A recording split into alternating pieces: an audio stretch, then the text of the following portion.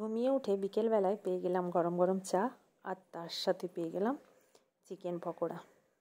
এটা খেয়ে দিয়ে আমরা চললাম আবার বেড়াতে। কোথায় যাচ্ছি? আমাদের গন্তব্যস্থল এমজি মার্কে যাচ্ছি সপরিবারে, সবাই মিলে আমরা একত্রিত হয়েছি।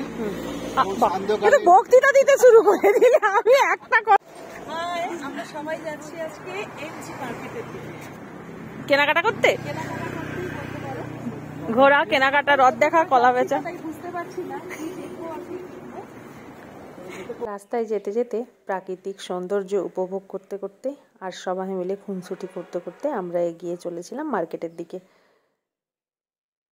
এর মধ্যে আমরা বলে রাখি যে আমরা মার্কেট থেকে বেশ কিছুটা দূরেই ছিলাম, আমাদের হোটেলটা বেশ কিছু দূরেই ছিল, কিন্তু রাস্তায় যখন নেমে আসছিলাম তখন কোনো অসুবিধা হয়নি, ভালোই লাগছিল হাঁটতে আর এই সব দৃশ্যগুলো উপভোগ করতে।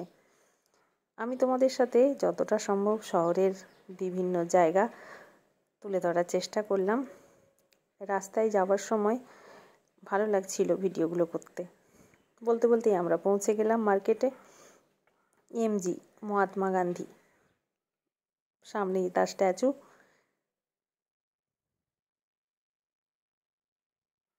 আর আমরা এখানে পৌঁছে ফটো সেশন শুরু করে দিলাম, আর তার সাথে মার্কেটটা পুরো ঘুরে দেখলাম।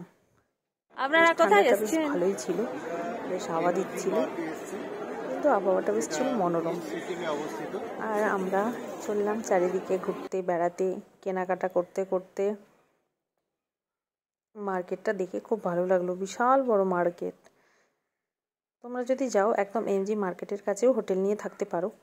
আমরা ছিলাম বেশ কিছুটা দূরে।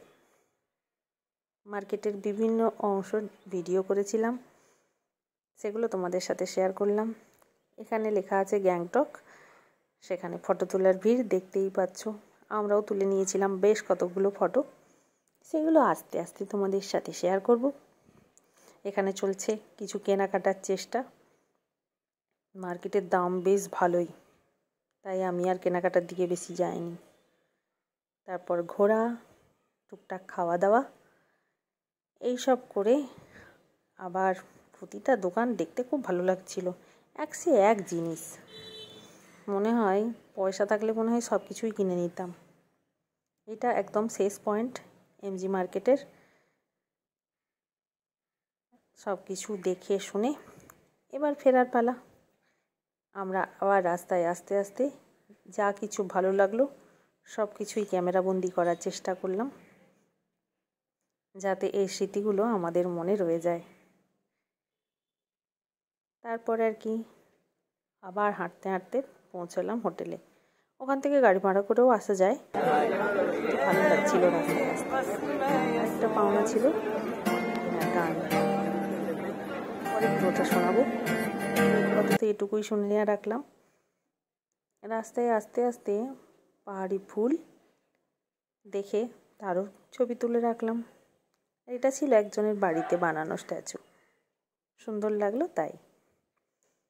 তারপর রাতের খাবারও তো জমে ক্ষীর। সেদিন ছিল চিকেন, ডাল, পাঁপড় ভাজা, একটা সবজি আর আচার। ব্যাস আজ এই পর্যন্ত।